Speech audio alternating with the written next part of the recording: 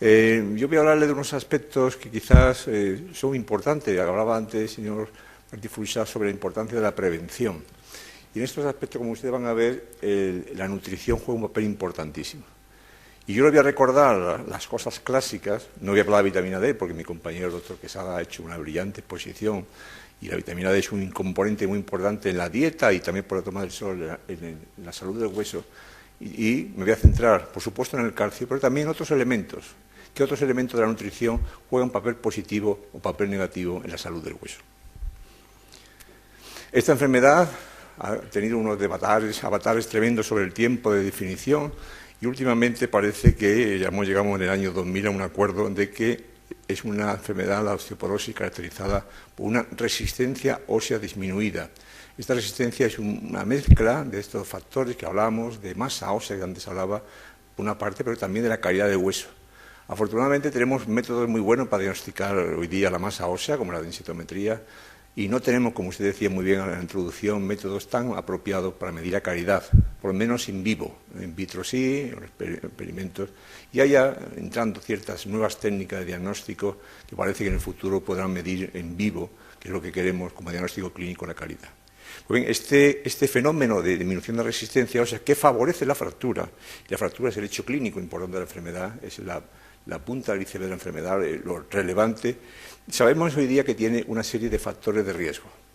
Factores de riesgo que siempre los clasificamos como factores no modificables, a la cabeza de ella la historia familiar, el proceso genético que usted muy bien antes introducía. Hoy día estamos haciendo mucha inversión en investigación en qué parte de la genética, qué genes están involucrados, y parece que debe ser varios, debe ser una especie de componente muy de polimorfismos varios que están involucrados, pero se va avanzando en esa historia familiar, porque sabemos que por la historia clínica muchas osteoporóticas, su madre es osteoporótica, su madre se ha fracturado, y es una pregunta necesaria cuando se aborda el problema a nivel clínico. La fractura previa, por supuesto, es un factor no modificable, porque una persona que tiene una fractura previa ya indica que su hueso es frágil y, por tanto, ya independiente de la masa ósea, va a indicar que ya tiene predisposición a padecer la enfermedad. Hay otros fenómenos también que no se pueden modificar, la raza blanca, la edad avanzada. La edad es un factor tremendamente importante, por eso la enfermedad hoy día cada vez más frecuente, porque la edad media ha avanzado muchísimo. Evidentemente eso trae un mayor número de personas que padecen la enfermedad y sufren con fractura. El sexo femenino por factores varios, que si quieren una pregunta después la podemos comentar, porque la mujer tiene más frecuencia de osteoporosis que el varón, y algunos otros factores como la demencia, la mala salud, que a veces son corregibles y a veces no. Pero si esto es importante que ustedes recuerden, es quizás desde el punto de vista práctico más importante que recuerden la segunda diapositiva. ¿Cuáles son los factores de riesgo que podemos modificar? Y aquí sí que tenemos que hacer una acción que mis compañeros, después mis compañeras, que van a hablar mucho de acción en la atención primaria, van a insistir en factores de riesgo modificables. El hábito de fumar, tremendo factor importantísimo en mucha patología, pero mucho en el hueso. El bajo peso de la mujer posmenopáusica, el déficit estrogénico. Aquí le he puesto, como ven ustedes, la baja ingesta de calcio, que yo seré lo que coja para basarme en la charla de hoy. Por supuesto, el exceso de alcohol, el alcoholismo, la actividad física inadecuada, la alteración de la visión que facilita las caídas frecuentes y la mala salud. Algunas de estas se pueden corregir. Evidentemente, ahí es donde tenemos que hacer el esfuerzo preventivo. La prevención de una enfermedad es corregir estos factores de riesgo para evitar que ocurra esta resistencia ósea baja que favorece la fractura. Por tanto, yo me voy a centrar en la parte de nutrición que tiene relación con la enfermedad, recordándole de que esta masa ósea, que como he dicho antes, hablaba antes el profesor Rodríguez de la importancia de los osteoblastos, los osteoclastos. Recuerden que hay un ciclo de remodelamiento entre la activación, la reabsorción, la formación. Eso está hoy día muy conocido, las relaciones entre osteoclastos, osteocito, usted ha dicho muy bien, una célula nueva que con una función tremendamente de información, de regulación de toda la función de interacción entre el osteoclasto y el osteoblasto. Y todo este fenómeno del ciclo de reabsorción, el ciclo del turnover, está mediado por factores endocrinos conocidos, la PTH entre ellos, la vitamina D, interleuquina, factores locales, el ligando del RAN, bueno, muy complejo, ¿no? Y de eso no vamos a entrar porque estamos en mi charla de hoy nutrición, pero evidentemente en cualquier momento podemos también comentar ese sentido. Sabemos que esta masa ósea tiene una evolución con el tiempo, se adquiere el pico de masa ósea alrededor de los 30 años, entre los 20 y 30 años, siempre más en el hombre que en las mujeres, y aquí un factor por el cual la mujer tiene más tendencia a padecer la enfermedad, y en diríamos, este pico, pues hay factores que genéticos, hemos hablado ambientales, donde ya comenzamos a hablar de la nutrición como importante factor que regula el pico de masa ósea. El ejercicio, tabaco, estado Nadal, mis compañeras luego le comentarán más en ese estado de acciones a poder regular estos defectos. Y luego, a partir de una edad, pues se adquiere un estado basal y a partir de una edad empieza el declinar con la edad. Mucho más importante en la mujer tras la menopausia que en el hombre, en los cuales también intervienen, aparte de esto de la menopausia normal y la edad, otros factores como la nutrición, el ejercicio, el tabaco, el alcohol, los fármacos. Y por tanto, la nutrición se repite mucho, tanto para conseguir ese pico de masa ósea como para retrasar un poco después la pérdida de masa ósea con la edad. El pico de masa ósea se adquiere, como hemos dicho, entre los 20 y 30 años, alrededor de los 20, y sabemos hoy día, que ya empezamos a hablar de datos en concreto, que la ingesta adecuada de calcio, de vitamina D, como ha dicho el profesor Quesada, y el ejercicio son factores que van a regular, junto con la genética, mucho el adecuado nivel del pico de masa ósea para que luego, cuando lleguen las vacas flacas, esta pérdida de masa ósea no llegue nunca a la zona del umbral de fractura. Sabemos que si esta curva la presentáramos con gente que tiene una ingesta adecuada de calcio o una ingesta inadecuada, el pico de masa ósea es diferente. Sabemos que las personas que tienen una ingesta adecuada de calcio van a tener un pico de ósea mayor y, por tanto, se van a tener aquí un reservorio, van a tener, diríamos, una reserva bancaria un poquito mayor que los que quieren un pico de masa ósea menor debido a una inadecuada ingesta de calcio. La ingesta adecuada de calcio se considera hoy día entre alrededor de 1.500 adolescentes y en los adultos alrededor de 1.000 miligramos al día, 4 raciones de lácteo fundamentalmente. Estos datos yo, por supuesto, no voy a entrar en ellos, la vitamina D la ha dado mi compañero, y el ejercicio físico, la abstención del tabaco. Recuerdo estos factores porque son factores fáciles de transmitir en la práctica diaria. No son tan fáciles de llevar a la práctica, pero esto no requiere inversiones tremendas de fármacos, ni recortes, ni el euro por receta, ni cosas de esas, porque esto lo más que requiere que hagan ejercicio, que tomen el sol, como dice mi compañero, la abstención de tabaco, el exceso de alcohol, y hablo de exceso, no de la mínima ración de alcohol, la toma en exceso también de café, y también quizá evitar el exceso de proteínas, sodio y fitoestrógenos, que ahora vamos a repasar un poquito durante la charla. Este es un esquema que siempre entra mejor, para que vean ustedes este esquema tan bonito, cómo el pico de masa ósea se influye por los genes, la nutrición, que vamos a hablar en concreto, el ejercicio, el estado hormonal, los hábitos tóxicos, enfermedades que pueden influir en este hueso. Y aquí, insisto, la prevención, como se comentaba antes, vuelvo a insistir, la importancia de la suficiente exposición solar, el ejercicio físico, y ya ven ustedes que la dieta adecuada en calcio y vitamina D y la nutrición adecuada y equilibrada. Por tanto, entremos qué papel juega la nutrición en esto de la prevención del pico de masa ósea y de la osteoporosis. La nutrición debe ser, en general, es un comentario general que yo recalcaremos, una alimentación variada. Ni solo proteína, ni solo, vegetariana. Eso no es bueno, como veremos luego. Fundamentalmente distribuida con ciertos nutrientes en cantidades suficientes, fundamentalmente el calcio, porque yo voy a hablar de otros elementos. Les recuerdo que el principal elemento del hueso para la nutrición es el calcio. Los demás colaboran, intervienen, influyen, pero fundamentalmente es el calcio porque es el principal componente, diríamos, de los huesos. La vitamina D es fundamental, mi compañero doctor Quesada ha insistido en ese aspecto, las 800 unidades diarias de vitamina D, fundamentalmente por la toma del sol, y evitar el exceso de alcohol, tabaco, sal, etcétera, que comentaremos. El National Dairy Council recomienda que, hemos puesto aquí una serie de equivalencias para que vean ustedes que tienen 300 miligramos, que sería como una ración de lo que estamos comentando, un vaso de leche o 2 yogures, 30 gramos de queso manchego, queso de Burgos, sardinas, 7 sardinas con espina, un plato grande de 300 gramos con espinacas. También los vegetales tienen calcio, pero hay que tomar cantidades muy grandes para llegar a los niveles que estamos deseando.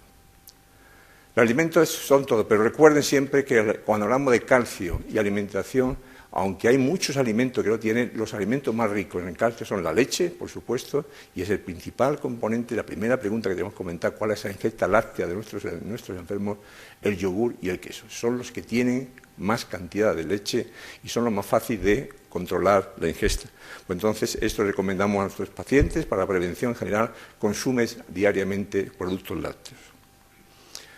La resistencia ósea, que hoy día hablamos antes, que era como definición de enfermedad, sabemos que está relacionada con esa densidad mineral ósea, es un factor no 100%, porque hay otros componentes, y este también se relaciona, por supuesto, con el contenido de calcio del hueso. La principal fuente, hemos dicho antes, que eran los productos lácteos, también hortalizas, en otros factores. Sabemos hoy día que este kilo y medio de calcio que hay en el hueso va subiendo, diríamos, con la edad, pero a partir de un umbral, cuando el organismo ya tiene una especie de acreción de la toma máxima de calcio y ya llega a su nivel necesario, el resto lo elimina por la orina o por las heces. Entonces, sabemos que la edad prepuberal, tanto la fase 2 como 3, se logra una acreción por año de 108 miligramos en la fase 2 y de 300 miligramos, como pone esta gráfica a continuación, la pueden ver ustedes, de calcio por año durante la fase puberal de crecimiento. Es decir, que este aumento de calcio en el hueso que se produce durante el pico de masa ósea es necesario, el aporte necesario de calcio para que se pueda cumplir de manera adecuada. Hay un aspecto que voy a tocar también, estamos hablando de prevención, pero no quería olvidar también el aspecto de fracturas. La mayoría de los trabajos que se han realizado con calcio y vitamina D, como decía el doctor Quesada, se han hecho con ambas cosas juntas. Pero hay algunas series, algunos trabajos en que parece, aunque por supuesto el calcio no es un elemento terapéutico, es un elemento que acompaña necesariamente a cualquier terapia. Hay algunos estudios, por ejemplo, el famoso estudio de Makovic ya en los años 79, en que observó que en ciertas partes de su país, de Yugoslavia, si la zona tenía un consumo alto de calcio, la tasa de fractura de cadera era 15 por 100.000, en cambio cuando el consumo era bajo era 54 por 100.000, casi triplicaba, cuatriplicaba la tasa de fractura de individuos que tenían en esa región menos ingesta de calcio. Es un dato descriptivo, transversal y que evidentemente no intervencionista. Pero algunos estudios intervencionistas, como el utilizado por Holbrook, publicado en Lancet, tras 14 años de seguimiento, las personas que tenían fractura de cadera se observó que tenían una menor ingesta de habitual de calcio al comienzo del estudio, y el estudio de Cooper, año 88, también hace muchos años, el aumento de riesgo de fractura de cadera 6 veces cuando tenía una ingesta inferior a lo adecuado. Hay datos de que también la masa ósea, por lo menos, si ya en fracturas hay algunos datos, pero por supuesto no es el elemento terapéutico fundamental, es un elemento que acompaña a terapéutica, pero sabemos hoy día que gracias a la supresión de la PTH, el calcio puede de alguna manera mejorar la masa ósea y tiene un efecto positivo en la masa ósea que contribuye a mejorar la resistencia y, por supuesto, disminuye la tasa de fractura. Ojo con los suplementos naturales de calcio, porque pueden contener otros elementos como plomo, aluminio, y que esos naturales a veces hay que buscarle cuál es su composición realmente que no sea perjudicial.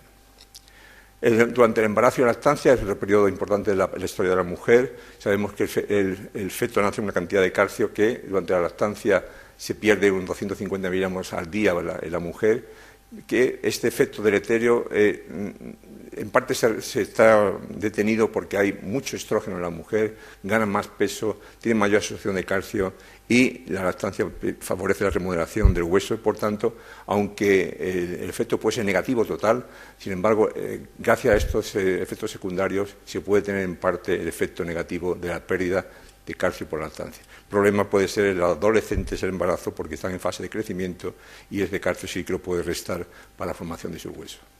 La menopausia, a partir de una edad, se empieza a perder, entonces se acelera la pérdida de masa ósea y ahí tenemos que hacer más énfasis todavía en estos factores de corrección, fundamentalmente del calcio. Hubo un estudio del doctor Horacio Rico, publicado casi Calcified Tissue, en que mujeres premenopáusicas con masa ósea baja hizo 2 grupos y vio que había correlación entre la ganancia de DMO y la cantidad de calcio ingerido, indicando que en esa fase ya se podía intervenir de manera activa con la aportación de calcio. Sin embargo, a partir de toda esa evidencia que hemos comentado y que todo el mundo produce, todo el mundo reproduce y todo el mundo dice la importancia del calcio, la ingesta de calcio es inferior a las recomendaciones. En el estudio del NANES se demostró la media de varones era 925, con mucha variación, cuando estaban recomendando entre 1.000 y 1.200, y mujeres mucho más bajas todavía. Y en nuestro país hicimos un estudio hace unos años en que llamando por teléfono concluíamos que la ingesta de calcio no era adecuada a lo que debía de ser fundamentalmente en personas por encima de los 50 años, donde había una gran disminución, una ingesta media muy por debajo de lo que hemos recomendado para la salud del hueso. Bien, hemos hablado del calcio, está todo el mundo convencido, yo creo que no queda duda de que el calcio es un elemento fundamental, el principal elemento nutritivo junto con la vitamina D para el hueso, pero vamos a hablar quizás de otros componentes que quizás sea el más interesante de la conferencia de hoy, porque lo demás es calcio. Yo creo que todos los presentes están concienciados de la importancia del calcio para formar el hueso, para la osteoporosis. Hablemos del fósforo. Evidentemente, se recomienda una relación no superior a 1 entre calcio y fósforo. Las carnes, las aves, los pescados tienen fósforo más que el calcio, y el fósforo, cuando está muy alto, puede, de alguna manera, por varios motivos, porque quela el calcio en el intestino, porque estimula la PTH, etcétera, producir una disminución del efecto positivo del calcio. También las bebidas carbonatadas, los alimentos procesados, pueden producir mucho fósforo, y el fósforo tiene efectos negativos, decíamos, en la absorción de calcio. La ingesta excesiva, cuando se da por bebida de cola, eleva la PTH, disminuye el consumo de calcio porque quela el calcio en el intestino, aumenta la reabsorción de hueso, y por tanto estas dietas hiperproteicas, como decíamos antes, la dieta de los esquimales, la sal de fosfato como aditivo acidulante de algunas bebidas, la bebida de cola, que tienen también además carga ácida, todo eso van a producir una alteración secundaria en la masa ósea y por tanto más tasa de fractura, y recomendando por tanto que la ingesta proteica esté equilibrada, que no sea muy importante la proteína, porque tienen quizás un exceso de fósforo y pueden de alguna manera producir un efecto negativo. El sodio en exceso también, en el quehacer diario, muchas de estas sustancias son tomadas en exceso o en poca cantidad. El consumo elevado de sodio produce hipercalciuria. La natruria que produce arrastra el calcio, y al producir hipercalciuria va a producir un balance negativo de calcio, por tanto va a acelerar la pérdida de masa ósea. Quizá el exceso de sal es negativo, podemos concluir, para mantener la masa ósea debido al efecto de la hipercalciuria. Las proteínas, lo hemos dicho antes, en parte por el fósforo, tienen otros efectos también que vamos a comentar. La dieta hiperproteica, por un lado, produce hipercalciuria, por otro lado, elevan el fósforo, y el fósforo queda el calcio en el intestino y va a producir también aumento, diríamos, de la reabsorción de hueso. Y la dieta hiperproteica interfieren con la absorción intestinal de calcio y con los niveles de IGF-1, y producen, por tanto, un balance total negativo para la salud del hueso. Incluso también a nivel de los mecanismos de reabsorción, las dietas hiperproteicas van a producir una inhibición de la PTH, que es uno de los moduladores que decíamos antes que podían favorecer el remodelamiento del hueso. Entonces, evidentemente, tampoco conviene frenar demasiado la PTH porque puede producir un efecto negativo sobre el hueso. La fibra alimentaria, los fitatos, pues la fibra disminuye la absorción de calcio porque queda el calcio en el intestino, y evidentemente el ácido fítico en el salvado y la cubierta de legumbres cereales tiene un efecto, puede interferir en la absorción de calcio, y por tanto podría tener un efecto, diríamos, negativo en el balance que estamos comentando del calcio como principal elemento del hueso. El consumo de cereales integrales en nuestro país es bajo, y evidentemente solo cuando hay mucha absorción, cuando mucha alimentación con estos productos, se podría producir un efecto deleterio sobre la salud del hueso. Los oxalatos también muy conocidos, las coles, espinacas, alcachofas. Los oxalatos de esta sustancia producen una quelación del calcio en el intestino y van también a alterar su absorción intestinal. Por tanto, recomendamos, si toman calcio suplemento, que no lo tomen con esta sustancia, porque puede interferir la absorción y producir un balance negativo en la absorción de calcio. Hay un componente aquí que quería tocar más que de pasada, que las hipercalciurias. Hay un trabajo publicado en New England en el año 94, en New England, que sabe usted que es la Biblia para todos nosotros, en que decía que la ingesta de calcio podía ser protectora, porque el principal componente de la litiasis renal no es la hipercalciuria, sino que es la hiperoxaluria. Entonces, si se da mucho calcio en la ingesta, se puede quelar en parte la absorción de oxálico y disminuir, en personas sobre todo que tienen hipercalciuria idiopática, un poco el oxálico en orina. Entonces, este trabajo concluía de que podía ser, aunque otros autores no lo confirman, de que la ingesta de calcio en personas que tienen litiasis oxalocálcica podía ser un factor beneficioso. El magnesio es un hermano menor de toda esta que estamos comentando, fundamentalmente del calcio. Sí sabemos que el magnesio tiene poco influencia en el dietético, en lo que puede ser con respecto al hueso, pero sí que cuando hay un déficit de magnesio, fundamentalmente en alcohólicos o en problemas de absorción intestinal o problemas que tienen hipermagnesiuria por pérdida renal diríamos de magnesio, pudiese dar una alteración secundaria a nivel molecular, a nivel de la PTH, a nivel de los receptores y producir hipocalcemia y alteración de la masa ósea. La fuente fundamentalmente de magnesio está muy extendida, vegetales, cereales, brócoli, nueces, y realmente producir una hipomagnesemia por dieta es prácticamente excepcional. Pero sí que hay algunas situaciones clínicas, como decía antes, las malas absorciones intestinales, los alcohólicos que pueden tener magnesio bajo y producir el trastorno secundario del calcio. La vitamina C, hay un trabajo que dice que el suplemento de vitamina C pueden tener efecto beneficioso, y este trabajo publicado en una revista de prestigio como es el Junabon en Medical Research, año 2001, hablaba de que las mujeres posmenopáusicas que toman un suplemento de vitamina C durante 12,4 años, midiendo la masa ósea, tenían un 3% más de masa ósea. Les recuerdo que la masa ósea es un medidor secundario o intermediario, no es el principal factor que queremos nosotros modificar. Queremos modificar la fractura, pero quizás como variante subrogada de la fractura, la masa ósea es importante que la podamos tener a mayor nivel posible para evitar que se fracture. La vitamina C en este trabajo concluía que podía tener un efecto beneficioso en la masa ósea y, por tanto, quizás también la prevención de osteoporosis de fractura. La ingesta de frutas y vegetales ricos en magnesio, también había algunos trabajos que producían que pueden tener efecto positivo, y aquí le traigo esta diapositiva en que se ve que cuando se divide por cuartiles con respecto a la ingesta de potasio y magnesio, aquellos que tienen más ingesta de potasio, fundamentalmente de magnesio, tienen más masa ósea ya medida a nivel del cuello femoral, del trocánter, del triángulo de Ward, que es una parte que no solemos medir con frecuencia, como en el radio. Pues, hablando de la posibilidad de que una dieta adecuada o una dieta suplementada con potasio fundamentalmente pudiese tener un valor positivo en la masa ósea y por tanto en la resistencia del hueso. También tenemos problemas con el pH de la dieta, fundamentalmente aquello decíamos por hiperproteica, que pueden tener una mayor acidosis metabólica, que se han demostrado que el hueso, cuando hay acidosis, aumenta la reabsorción del hueso, por lo tanto sería otro factor a tener en cuenta,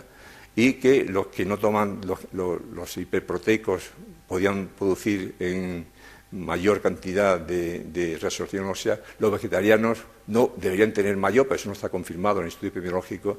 Sí se demostró que la mayor ingesta de frutas y vegetales, y suponiendo que ahí pudiera venir la vitamina C, en el estudio de Framingham, cuando se daba una mayor ingesta, había una mayor masa ósea en estos sujetos.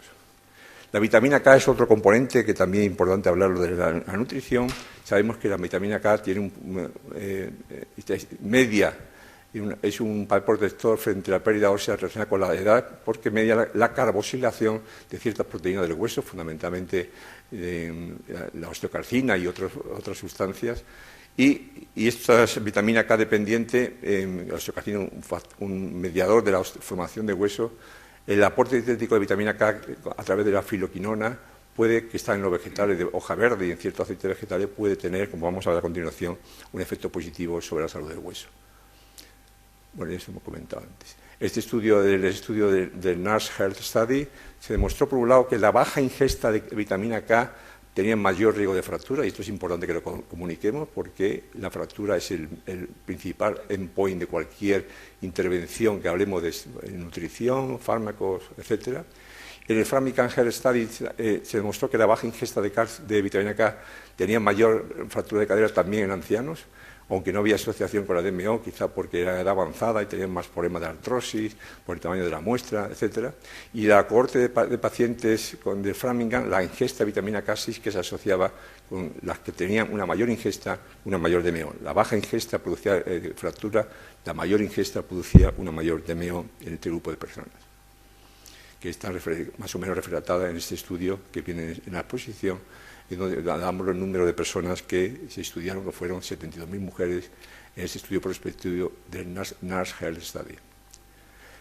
Frutas, vegetales y huesos, ya hemos comentado antes, pero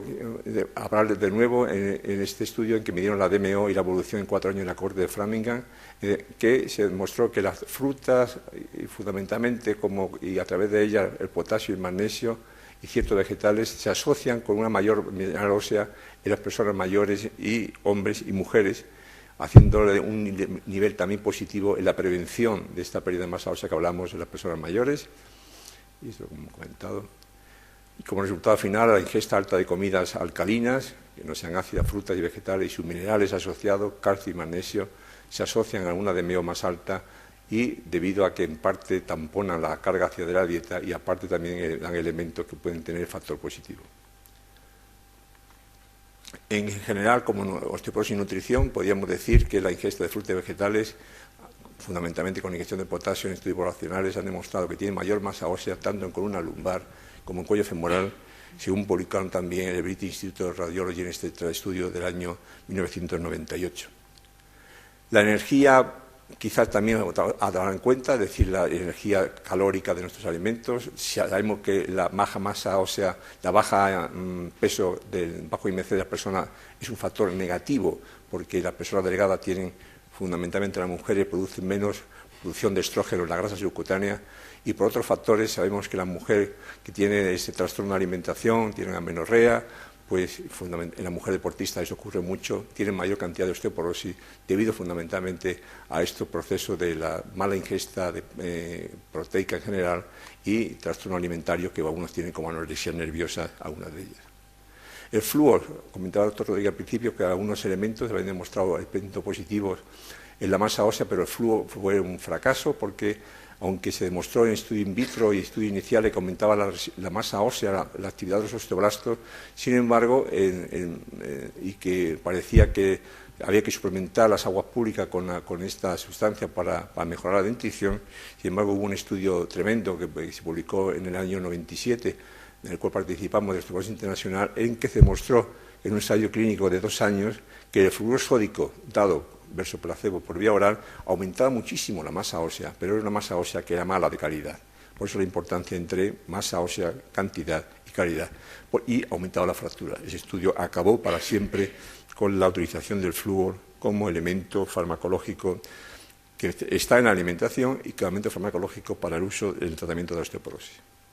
Los fitoestrógenos, otro componente también que podría ser válido, sabemos que la soja, por ejemplo, muy hoy en boga, tiene algunos fitoestrógenos que tienen efecto positivo a partir de una cantidad, previene en parte quizá la pérdida de masa ósea, no es tan fuerte como los estrógenos y pueden aumentar la DMO y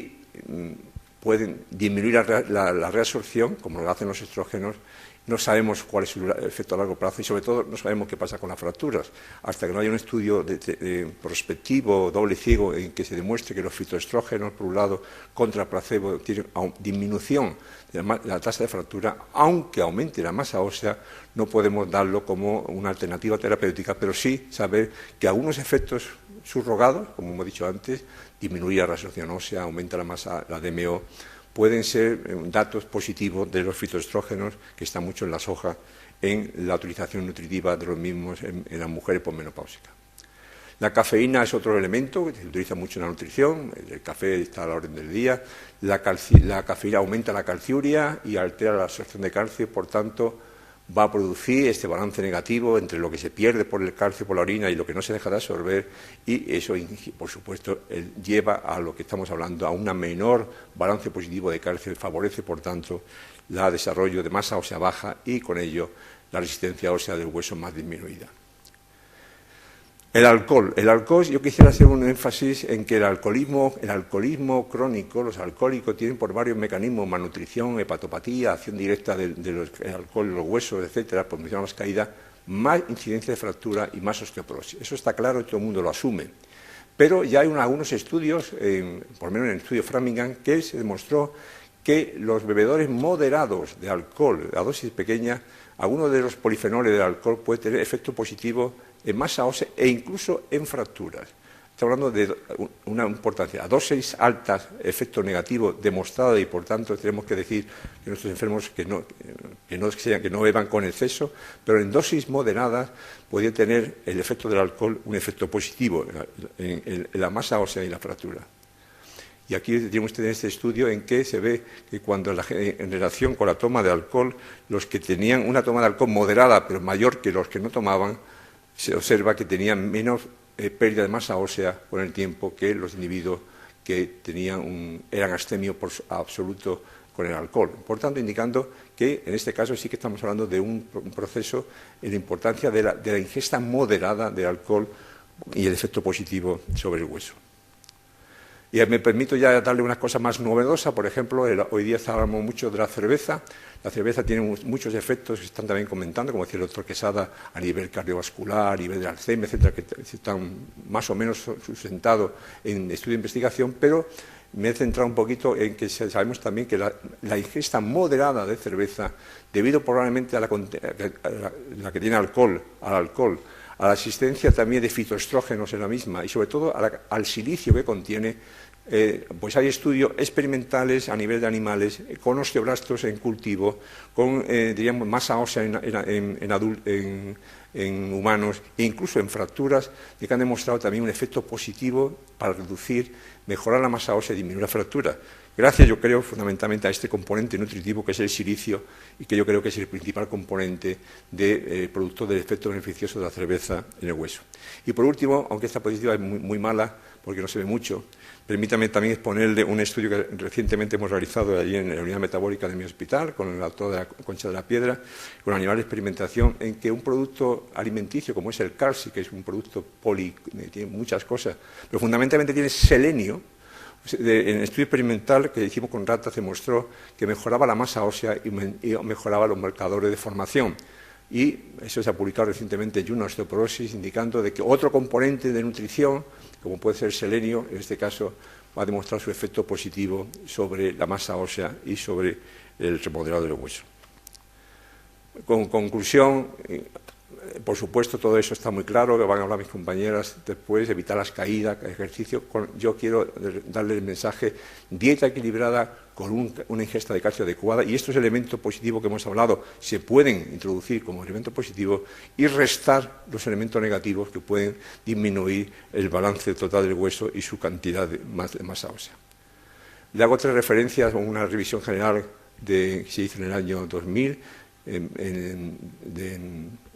el Journal American College of Nutrition, y 2 nuestras, pues si quieren tomar nota. Una es el libro que tuve el honor de publicar con el profesor fallecido